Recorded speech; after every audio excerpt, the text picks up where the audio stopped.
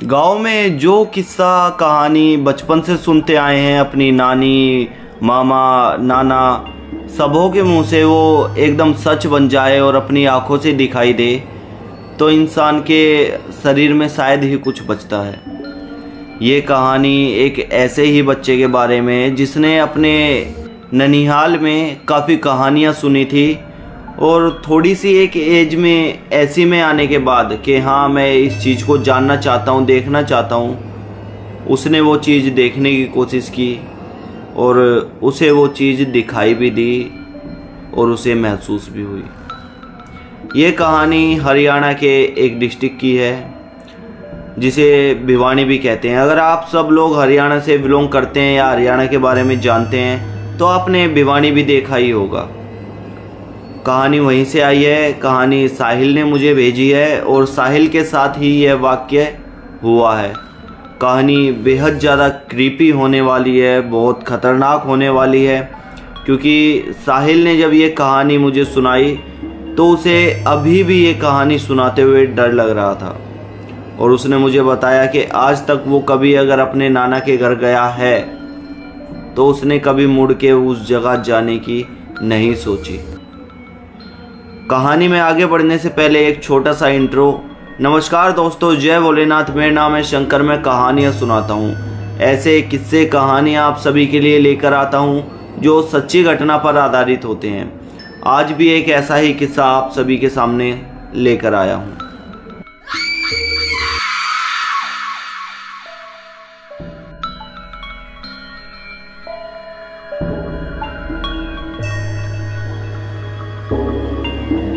हम सीधा आज से 2008 की ओर चलते हैं। स्कूल टाइम पे जब बच्चों की छुट्टियां पड़ती हैं तो अक्सर गांव देहात घूमने चले जाते हैं। इसी तरह साहिल भी शहर से गांव घूमने चला जाया करता था गर्मियों की छुट्टी में अपने भाई बहन, अपनी मम्मी के साथ। बचपन से ही साहिल एक कहानी सुनते आ रहा था कि गांव में जो मंडी होती है जहां पर गेहूँ, अनाज, इन सभी तरह की चीज़ों को इकट्ठा करके वहाँ पे बोली लगाकर बेचा जाता है, उसे मंडी कहते हैं। हरियाणा में आप गए होंगे या आपने कभी मार्केट की होगी तो आपको पता होगा मंडी के बारे में। मंडी पर लोगों का कहना था कि एक सर कटा भूत घूमता है। साहिल ने ये कहानी बचपन से ही सुनी थी और जब साहिल करीब 10-11 साल का हुआ तो इस बार वो जानना चाहता था कि ये जो कहानी हर बार मैं सभी के मुंह से सुनता आया हूँ, क्या ये सच है?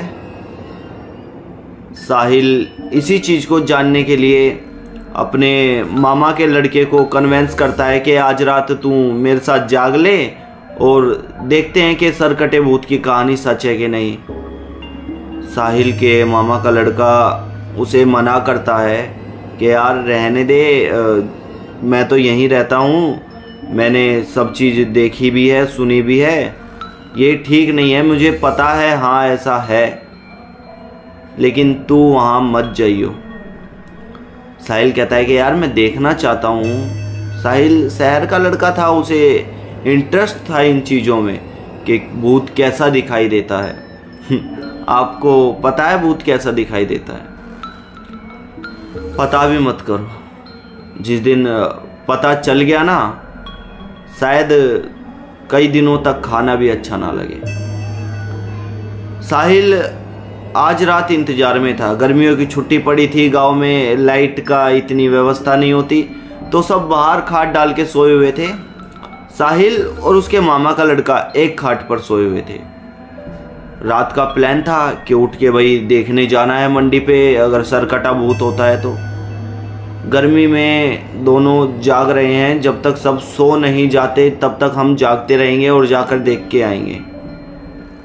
हालांकि साहिल के मामा का लड़का उसे आखिरी समय तक मना कर रहा था, लेकिन अब जा रहा है उसका भाई तो साथ तो जाना ही पड़ेगा, नहीं तो कल को तुझे पता था तो तू साथ क्यों नहीं गया, हमें क्यों नहीं बताया, इस तरह के कई सवाल उठ जाते।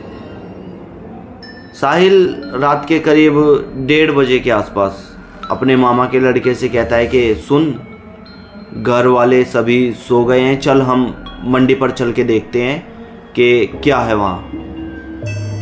उस समय तक भी साहिल के मामा का लड़का उसे मना कर रहा था, लेकिन जब साहिल की इतनी ज़्यादा जिद हो गई तो उसने कहा कि चल तेरी तसल्ली के लिए चलते हैं और देख कर आते हैं। दोनों मंडी की तरफ पहुंचे थे। घर भी मंडी से इतना पास था कि 25-30 कदम की दूरी पर मंडी थी। गांव के बीचों बीच मंडी थी और घर भी जो था वो मंडी के बिल्कुल पास था। खड़े होते हैं, सबके सोने के बाद मंडी पर जाते हैं। मंडी पर चढ़ते ही इतनी गर्मी में भी उस मंडी पर ऐसी ठंड थी मानो ये दिसंबर का महीना हो। इतनी ठंड, कोहरा, आसपास के देखने में भी परेशानी हो रही थी। इतना ज़्यादा कोहरा फैला हुआ था चारों तरफ। अब साहिल इस बात को देख के चिंतित हो जाता है, परेशान हो जाता है कि ऐसी गर्मी में ऐसा कोहरा कैसे।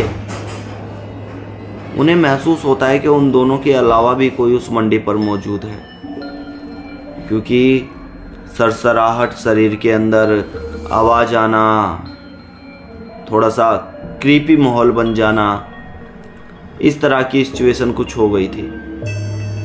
लेकिन साहिल को देखना था कि क्या है। कोहरे में, धुंध में आगे बढ़ते, ये चीज़ बेहद अजीब लगी मुझे जो साहिल ने बताई कि इतनी गर्मी में भी उस मंडी पर धुंध थी। इतनी गर्मी में शायद धुंध नहीं होती है, मैंने तो कहीं आज तक देखी नहीं। बाकी ऊपर वाले का करिश्मा है, हो भी सकती है।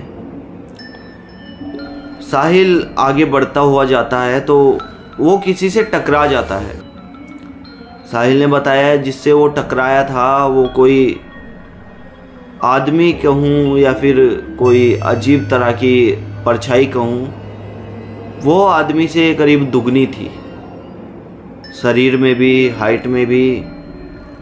वो आदमी तो नहीं था, इतनी ऊपर देखना पड़ा साहिल को कि उसकी गर्दन उसे दिखाई नहीं दी।